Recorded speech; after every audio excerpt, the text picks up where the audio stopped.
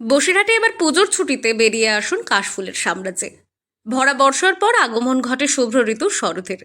নীল আকাশে সারি সারি সাদা মেঘ আকাশে যেন পেঁজা তুলোর মতো নেমে আসে ধরণীতে কাশফুল হয়ে।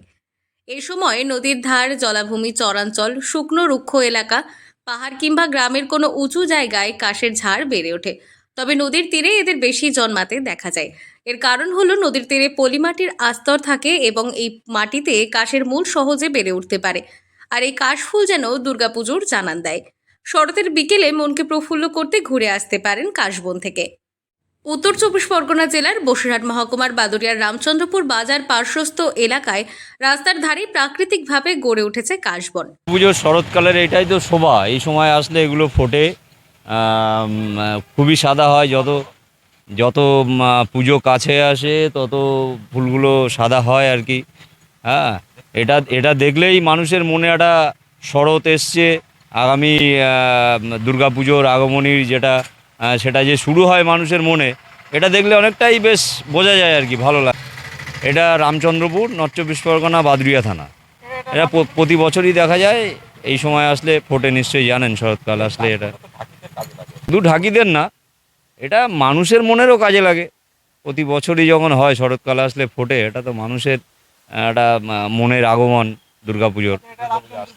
কাশফুলের নরম ছোঁয়ায় এক স্নিগ্ধ বিকেল কাটাতে এবং নগর জীবনের ব্যস্ততার ফাঁকে একটু শান্তির খোঁজে যেতে পারেন বাদুড়িয়ার রামচন্দ্রপুরের এই কাশবনে।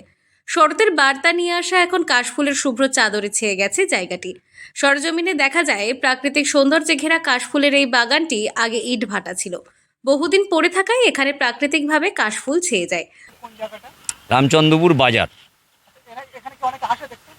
হ্যাঁ, অনেকে আসে, এর মধ্যে অনেকেই এই ছোটোখাটো যারা আজকাল এই রিলস বানায়, তারা এখানে রিলস বানায়। তারপরে এখান দিয়ে কাশফুল ভেঙে নিয়ে যায় আর কি। হ্যাঁ, সুন্দর। হ্যাঁ হ্যাঁ হ্যাঁ হ্যাঁ, এই সময়টা আসে, অনেকেই জানে এই সময়টা এখানে ফোটে, অনেকেই আসে। বললাম ওই যে রিলস বানাতে আসে, অনেকেই আসে। অনেকেই বিকেলে ছবি তুলতে, আবার কেউ মনোরম পরিবেশের একটু ছোঁয়া পেতে এখানে চলে আসেন। স্থানীয় ব্যক্তিদের সঙ্গে কথা বলে জানা যায় প্রতি বছর আগস্টের শুরু কিংবা শেষের দিকে কাশফুলগুলো ফুটতে শুরু করে। সেপ্টেম্বর মাসে এসে সাদা কাশফুলে ছেয়ে যায়। সেপ্টেম্বরের শেষে কিংবা অক্টোবরের প্রথম দিকে ফুলগুলো ঝরে যায়।